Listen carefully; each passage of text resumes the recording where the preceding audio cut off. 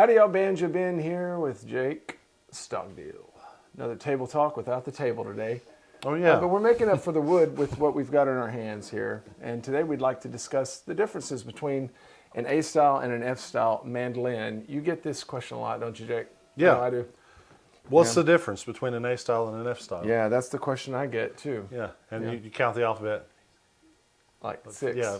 Or something yeah, like that. like Yeah, five, there's like six letters or so. Yeah. So today we're going to talk about several things. One is, of course, the obvious visual differences between the shapes. And then, of course, the sound, because people are wondering which one would I want and why. And then the effect that the construction and such has on price, availability, things like that. And then maybe even some subjective opinions of what we like best for what scenarios. Sure. And I even have a really cool A-style over here that's over 100 years old that I'm going to show off. Nice. Awesome. Well, Jake, obviously, first thing we notice when we talk about A and F styles is just that they look different, right?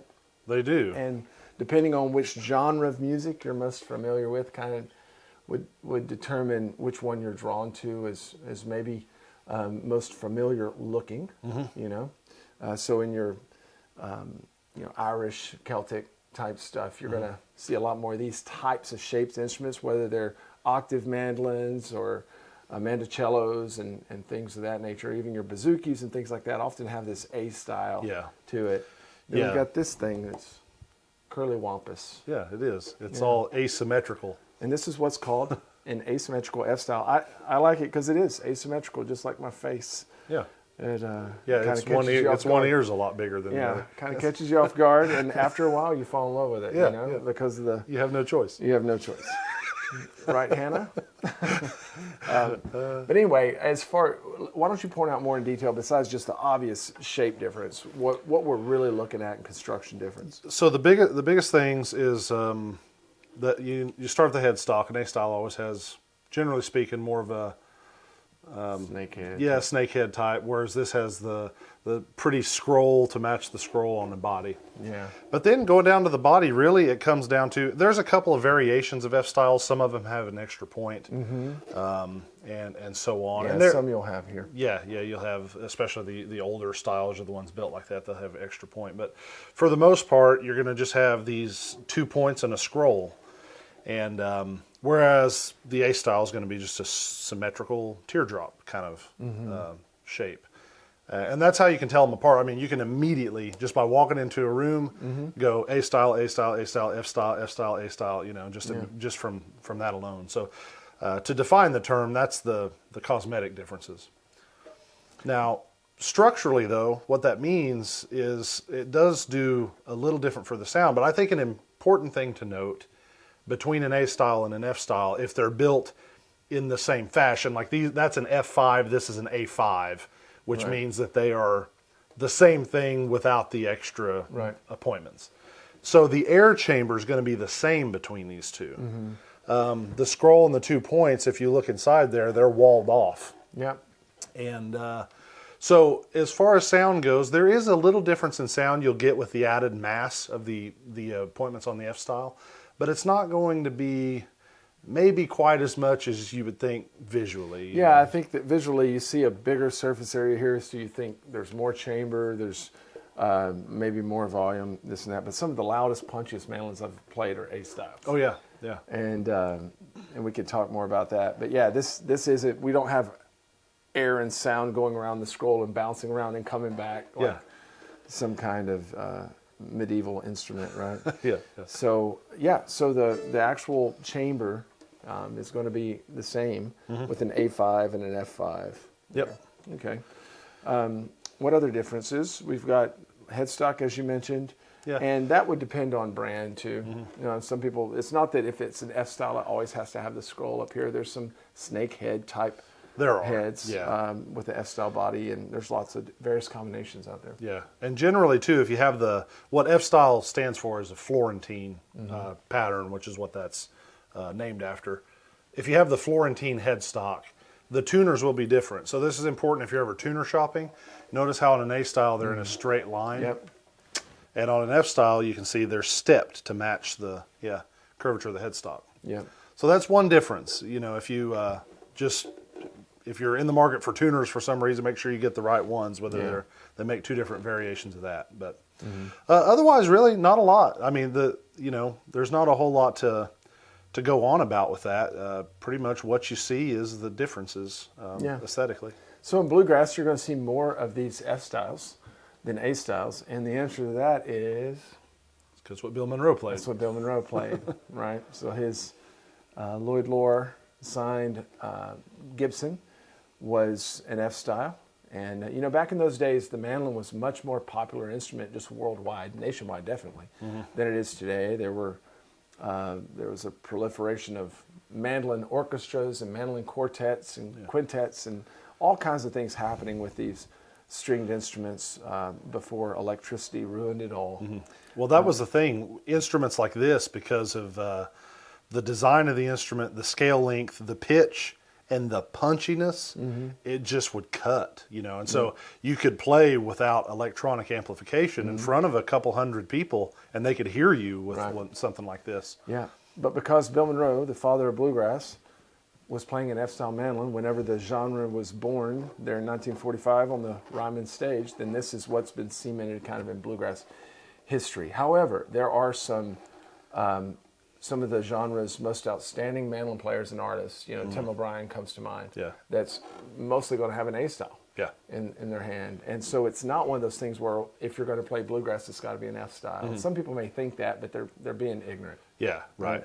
You could be passing up a really good thing if you don't check out a mandolin just because it's an A style. Right. It could be incredible. And that kind of brings us to the second part of the video is the actual sound difference between the two. So if we talked about the chamber being the same and for the most part the fingerboard is going to be the same, the neck, we are going to have a little maybe extra mass up here on the headstock. However, there's a very definite difference. There is. In their tone. I wouldn't say an objectively better or worse than difference, but noticeable. Yeah. That's right. Very different. Distinct. Yeah, and I can just say from my experience that I don't just prefer a F style over an A style because it just depends on the mandolin. I would say that I do gravitate toward the F styles. I love the shape of them. I love just the way that I can hold them a little better, and I think that they're really pretty. Yeah. But I think some of the better mandolins I've played have been from an A style, particularly Collings. I've picked up a couple of Collings A styles over the years that just blew me away. Yeah. And this little Eastman's Northfield makes some great ones too. Those A5 specials. Oh man, crazy good mandolins. Yeah. And I'd never played an A style really, a good one. I'd play some old like Taterbug mandolins and things like that. And so that's what I associate A style mandolins with, were just those old honky, bowl hard backs. to play. Yeah, bowl backs and stuff. So I was like, man, if I want a good sounding mandolin, it has to be an F style. Right. And then I played some other great A styles. I was like, oh wow. And I was educated. And then you've got like this 1923.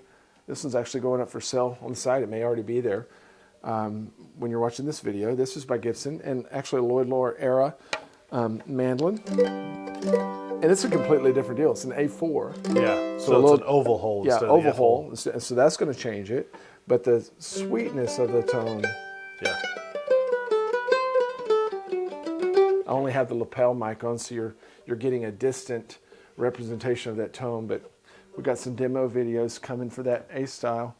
But that's a beautiful instrument, and that's just a whole other sound neighborhood. Yeah, and that one's 12 frets to the body, which is going to be a little looser, more mellow, rich sound that the string is going to produce. I feel like shorter scale. I feel like someone in Robin Hood's gang probably carried one of these, through the woods and Sherwood Forest. It just the tone just got kind of a Little John vibe to it. It's got a Little John vibe to it. Yeah. But that's what he bopped the field mice on the head with. A4. Yeah. Just got A4. Yeah. M4s, A4s. Yeah, whatever. They use what they have.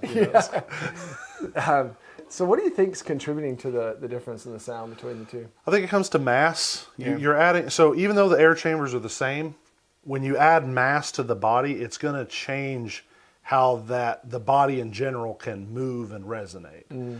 I think that's the biggest factor. And because what you get with an F style is maybe just a little more cut, a little more brightness, just kind of overall, whereas the A style tends to be a little darker maybe in the tone. A little more round tone. A little more rounded, yeah. Not always, but Yeah, generally. yeah. Well, like we're speaking in generalities. If two things being as equal as possible, those are generally the differences you might pick up on. Yeah.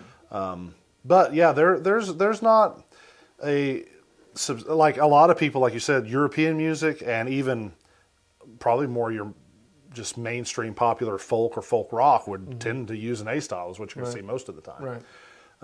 The F style is really more, bluegrass and stuff like that, oriented. But it just maybe has a little more cut, and I would say these are kind of generally a little darker. But like I said, I think it's just from the mass, the added mass. Because you can do similar things with a guitar, like a guitar with a big honking heavy thick neck on it. They even make a thing called a fat finger, which is like this brass C-clamp you clamp onto the headstock, which it will affect the focus of the instrument a little bit, so.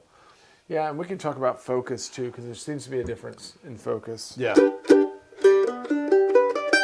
Now this is an Eastman 515 F style. Mm-hmm. This is the 505. Yeah.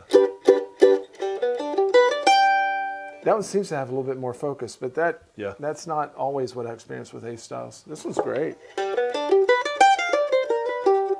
Definitely more round tone. Yeah. Really pretty.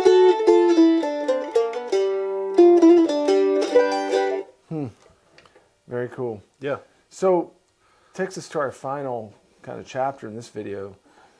Why would you buy one over the other, and what role does the price point play in that? Yeah. Because people often say, "Hey, Jake, Ben, I've got $1,000. What's the best mandolin I can get?" Right. And sometimes the answer is, especially if you're on a budget, you can get a better A style for $1,000 than you can an F style. And why is that? Just the extra, an F style equivalent, like these are equivalents. Yep. That's a 505. This is a 515. Yep. And that number one in the tens place of their model number, it just simply means it's an F style and that's an A style. Mm-hmm. It's going to be the same build otherwise.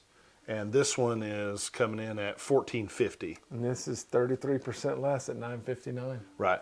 So anywhere, the average is an F style will cost you anywhere from a third more to even sometimes almost double what an A style equivalent. And I mean equivalent in the very literal sense of the word, that it's same build quality, same materials, Fit and finish. Yeah, it's as nice. It's just an A. There's a lot goes into making this compared to. It's a lot easier to make something symmetrical. On the F style, you see the ridge on the scroll. That all has to be hand carved and graduated. There's just a lot more work involved in making an F style. Yeah. And it's not just the top. It's the side. It's the back. You're tripling everything you're doing in labor versus what that would take to produce. So I would say two reasons. One might go for an A style simply because that's what they prefer the sound of. Because there is enough of a difference for preference to have a leaning on that, right?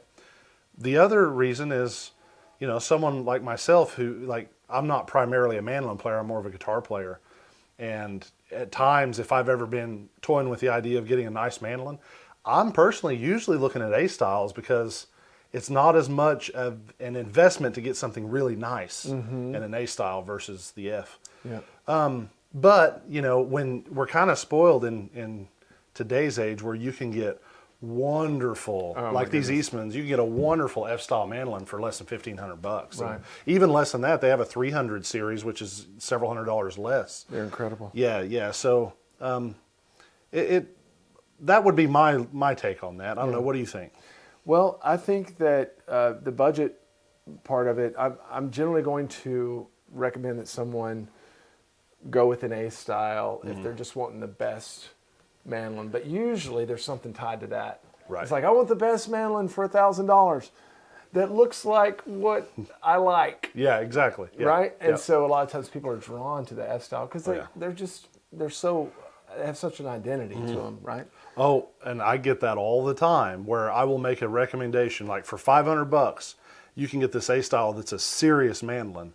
but the customer will opt to go with the $500 F style, which isn't as good as that A style, just in any way. It doesn't sound as good. Yeah. It doesn't feel as good. It's not made with as nice of materials, Right. but they want the F style. Yeah. And that's okay too. It's okay. Yeah, that's fine. Yeah, Yeah. But I'm the same way. I prefer the way that this looks. But going back to that question, I have $1,000. What's the best mandolin I can get? You're going to get better materials, better craftsmanship, $1,000 with an A style than with an F style. Your money goes further with an A style. Money goes further. Basic way to put it. Yeah, that's a good way to put it. Because the $1,000 F style and the stuff we sell is still a great mandolin. Sure. Yeah, it really is. Yeah. Yeah. So, I don't personally own an A style. I don't keep one around the desk, around the studio. Now that we're talking about it, I want to, because I am really attracted to their sweet round sound. But again, I don't want you, to take that as a blanket statement and say, oh, every A style mandolin out there is sweet and round, because some of the hardest punching, chops that I've played on the mandolin were A styles. A styles, yeah. Like a chop that would just drive its fist knock through your hat off. Knock your hat off Yeah. was an A style. Right. And that's when I was really like, whoa, Yeah. okay. And some of the loudest mandolins I've played are A styles. Right. So, it's one of those things where if you're trying to decide between a 515 and a 505, and you're buying online from us or interested in any of the mandolins in the store, you can give us a call and we'll shoot a video for you of these two. We'll sit right here and play both so that you can hear the true subtle differences between the two and make your decision. We'd be honored to do that for you. Thanks, Jake. I think that was pretty kind of an interesting conversation, one that I, as I often say, I wish I could have heard that conversation back when I was wanting to learn, because it would have helped me and saved me some prejudice for many years. There was a stigma when I grew up, before the internet, right? Like we were kind of probably the last of a generation to learn all this stuff without the internet. That's right. And I remember in my mind when I was a kid, I'm embarrassed to say this now, I thought if you had an A style, you couldn't be good. You weren't as good. Isn't you know what I mean? Yeah. Isn't it funny what just worldviews are formed based on something somebody says when you're little, or you see or you perceive, and then you build a whole worldview off of that. I'm the same way. I thought they were cheap. Yeah. Or that they weren't really bluegrass, and no one who played them was any good. They were just like folky strummers, and that was it. Yeah. Oh man. But then as you get older and have access to more information and learn that, wow, that was completely errant on my part to think that way. Yeah. Probably the only thing that I was errant on. Yeah, me too. Yeah. But, all right. Thank y'all for joining us. Don't fact check that with my wife. Thank y'all for joining us for another Table Talk. Come see us, Banjo Band's General Store, online and in Exeter, Missouri.